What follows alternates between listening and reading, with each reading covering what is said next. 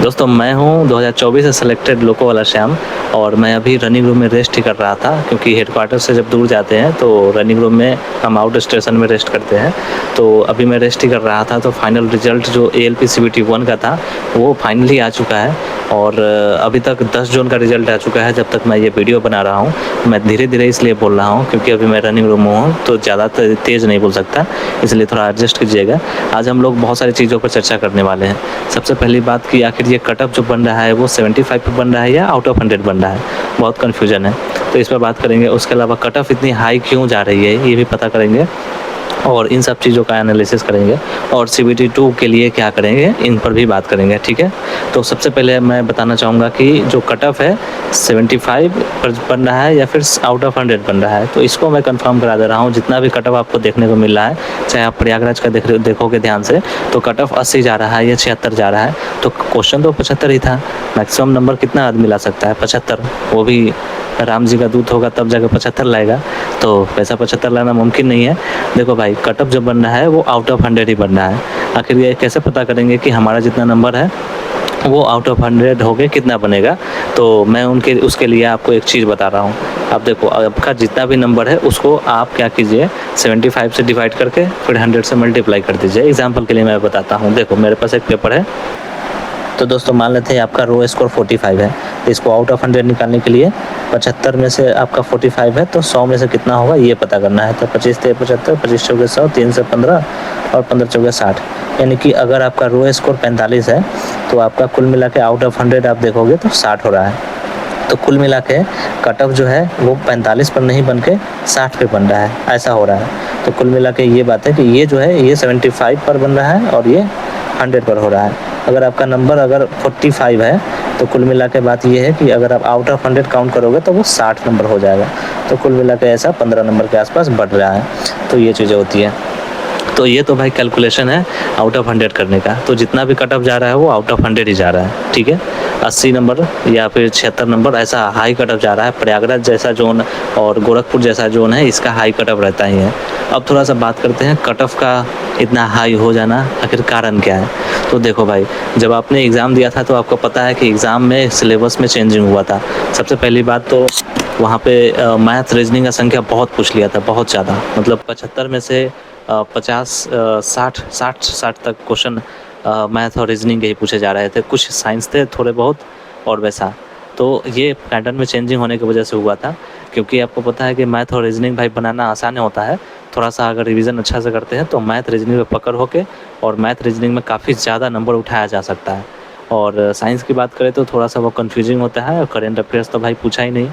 तो इस तरीके से पैटर्न चेंज करने की वजह से मैथ रीजनिंग बच्चों ने बहुत अच्छे से बनाया और भाई ये कारण थोड़ा सा रह गया है कि कट ऑफ हाई गया है।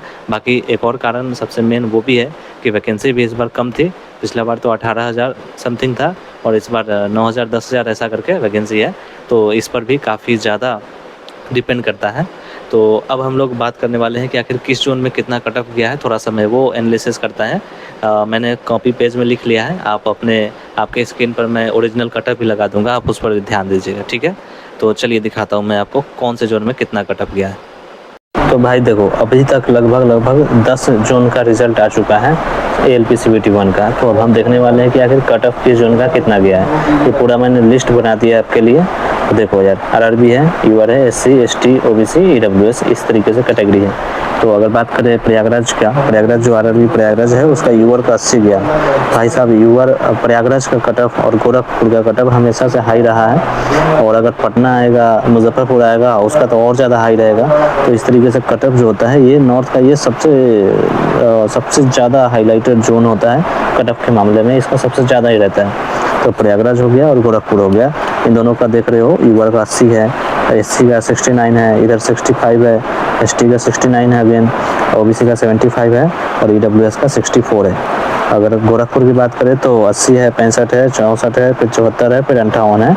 ये अहमदाबाद का जो कट ऑफ गया है वो UR का गया है 76, तो ये थोड़ा सा ठीक ठाक कट ऑफ रहा है। और SC की बात करें तो वो 60 रहा है और ST की बात करें 62 रहा है, OBC 72 रहा है और EWS 42 रहा है। और चेन्नई में देख रहे हैं कट ऑफ अगर UR का तो 62 है और SC का 49 है और ये पॉइंट समथिंग अलग अलग है, बट मैंने राउंड फिगर में लिख दिया है।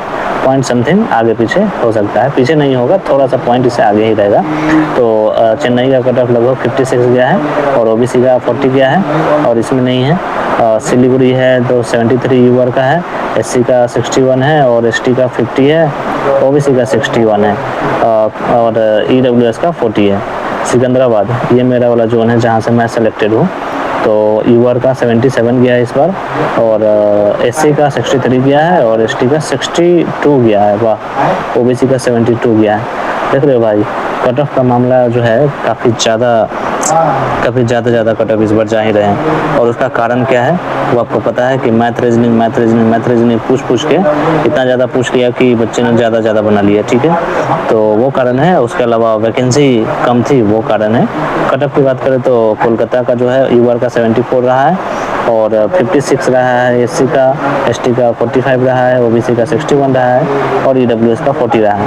बिलासपुर में भी ठीक ठाक वैकेंसी थी और कट ऑफ भी नॉमिनल गया है। अगर बाकी के मुकाबले मैच किया जाए तो यूआर का और बिलासपुर का बहुत ज़्यादा नहीं रहा है। बिलासपुर का यूआर का 71 रहा और एससी का 40 रहा, एसटी का 42 रहा और ओबीसी का 64 रहा। इस तरीके से कट ऑफ गया है। ईडब्ल्यूएस का 40 है। जम्मू और श्रीनगर की बात करें तो यूआर का 65 है लगभग और एससी का 50 और एसटी का 41 है और बाकी इधर इसमें सीट नहीं था। चंडीगढ़ की बात करें तो 79 है यूआर का और एससी का 71 है और एसटी का 54 है और 73 है ओबीसी का और ईडब्ल्यूएस का फिर 54 है। तो इस तरीके से ये कट ऑफ है। अभी तक तो 10 आया है, बाकी जैसे जैसे आता जाएगा आपको अपडेट देता जाऊंगा।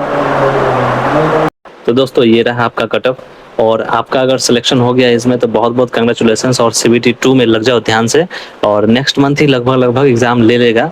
मैंने इस रिजल्ट के बारे में कहा था कि 3-4 दिनों में या 5 दिनों में मैक्सिमम आ जाएगा, तो फाइनली रिजल्ट आ ही गया है और अब आपको CBT 2 में अच्छे से लग जाओ भाई। ट्रेड को सबसे बेटर है, ट्रेड को बहुत ज़्यादा सीरियस लेना भाई। पिछली बार जिन्होंने ट्रेड को सीरियस नहीं लिया था या ठीक से नहीं पढ़ा था उनका बेड़ा गर्क हो गया। तो CBT 2 में ही जो लोग फाइनल से छटे हैं उनको मैं अप्रिशिएट करता हूं भाई कि आप लोग फाइनल से छटे हो, तो वो आपका किस्मत का गलती हो सकता है। लेकिन जो लोग ट्रेड्स में छटे हैं तो उनका गलती खुद का है, क्योंकि अगर ट्रेड में भाई साहब बहुत ज़रूरी है। ठीक है, तो ट्रेड को बहुत ज़्यादा मान्यता रखना और उसको अच्छे से पढ़ाई करना। CBT 2 का पार्ट ए जितना इम्पोर्टेंट है उतना ही इम्पोर्टेंट ट्रेड भी है। तो पहले तो CBT 2 पर ही फोकस करना एकदम बढ़िया से और बढ़िया से तैयारी करना। अगर ट्रेड में बात करें, अगर आपका कोई मैकेनिकल ट्रेड है जैसे कि फिटर ट्रेड हो सकता है या फिर डीजल मैकेनिक हो सकता है या फिर RSC हो सकता है, इस तरीके का अगर ट्रेड है तो मैं एक टीचर सजेस्ट कर दे रहा हूँ, आप वहाँ से पढ़ सकते हैं, जो कि है नमस्ते ITI। ये यूट्यूब चैनल है उनका और अभिषेक सर उसमें पढ़ाते हैं बहुत अच्छा। उसमें आप उनका कंटेंट देखोगे तो आपको पता चलेगा कि हाँ एग्जाम ओरिएंटेड है। ठीक है, मैं आपको सजेस्ट कर रहा हूँ जाके आप उनसे ज़रूर पढ़िएगा। ठीक है, आपका जो ट्रेड है उसमें वो बहुत अच्छा पढ़ाते हैं, तो आपका हर कंसेप्ट क्लियर हो जाएगा। बाइलिंगुअल पढ़ाते हैं, तो अगर आपका इंग्लिश और हिंदी दोनों में कंप्लीट हो जाएगा अच्छे से। नोट्स भी देते रहते हैं और अभी तो उनका लाइव सेशन चल रहा है प्रैक्टिस सेट का, तो वो भी आप अटेंड कर सकते हैं। तो हर तरीके से हेल्प किया जा रहा है आपका, तो वहाँ पर आप जाकर देख सकते हैं। बाकी आपको पार्ट ए में जितना मेहनत करना है वो तो करना ही है। अच्छे से रिवाइज कीजिए चीज़ों को और जो ड्राइंग वाले जो एरिया है, मतलब ड्राइंग का जो सेक्शन है, उसको क्या करना है कि उसको अच्छे से उसको पढ़ना है और बार बार प्रैक्टिस करना। दोस्त क्या करना है, कॉपी में लिख लिख के जो डायग्राम्स होते हैं, प्रोजेक्शंस होते हैं, उसको लिख के बाद में प्रैक्टिस करना। और जो पेंसिल का साइज़ है या फिर बोर्ड का साइज़ है, पेपर का साइज़ है, इसको तो रट्टा ही मार लो, इसको बिल्कुल रट्टा मार लो, क्योंकि इससे क्वेश्चन रहेगा ही रहेगा। ड्राइंग में अगर इससे क्वेश्चन नहीं रहेगा तो और कहीं से क्वेश्चन नहीं रहेगा। इसको अच्छे से रट्टा ही मार लेना है। और ये जो कट ऑफ आया है, अब इस पर जिनका सिलेक्शन हो गया उनका बिल्कुल ध्यान नहीं जाना चाहिए। आपका ध्यान जाना चाहिए कि आपका CBT 2 में सिलेक्शन कैसे हो और आपका ट्रेड पास कैसे हो। ठीक है, तो अब जो कट ऑफ हो गया है बहुत अच्छा, खुशी मनाओ यार। थोड़ा सा रिलैक्स फील हुआ होगा कि हाँ अब फाइनली स्टेज 2 में आ गया। ठीक है, तो आपने एक स्टेज पार कर लिया है। स्टेज 2 के बाद में एक साइको भी है, उस स्टेज को पार करके तब जाके आप फाइनल मेरिट में आओगे। तो अभी भी थोड़ा सा दिल्ली दूर है, तो आपको अच्छे से अभी से ही लग जाना है। आपको थोड़ा सा हिम्मत मिल गया होगा कि हाँ मैं इतना कर पाया हूँ तो कर सकता हूँ। सही बात है, अभी 15 गुना रिजल्ट दिया है और 15 गुना के बाद में साइको के लिए 8 गुना रिजल्ट देने वाला है। तो इसीलिए अभी आपको टॉप 8 में आना है। तो बढ़िया से पढ़ाई करो। ट्रेड के लिए आप अभिषेक सर को फॉलो कर सकते हैं, और बाकी आपका कोई डाउट हो तो आप कमेंट में जरूर लिखिएगा। मैं नेक्स्ट वीडियो उन पर बनाऊंगा और आपको अच्छे से गाइड करूंगा। अभी थोड़ी सी लाइटिंग का पीछे दिक्कत इसलिए है क्योंकि अभी रनिंग रूम में हूँ, और तो ये दिक्कत है। बाकी आपके कंटेंट में दिक्कत नहीं होनी चाहिए। बढ़िया से पढ़ाई कीजिए। आप जहाँ भी पढ़ रहे हैं आप अपने आप को रिवाइज कीजिए, चीज़ों को अच्छे से क्लियर कीजिए, ठीक है। आपको क्या करना है, थोड़ा सा चैनल को सब्सक्राइब भी कर दीजिएगा ताकि मुझे मोटिवेशन मिले कि आपको मोटिवेट कर पाऊँ, ठीक है। तो आपसे मुझे मोटिवेशन चाहिए और मैं आपको मोटिवेट करूँगा। इस तरीके से हम एक दूसरे भाई को सपोर्ट करेंगे, और आपको यहाँ तक सिलेक्शन आना है और मुझे थोड़ा सा आगे जाना है। तो इस तरीके से हम एक दूसरे को सपोर्ट करेंगे। ओके, तो बाय बाय, पढ़ाई कीजिए मस्त।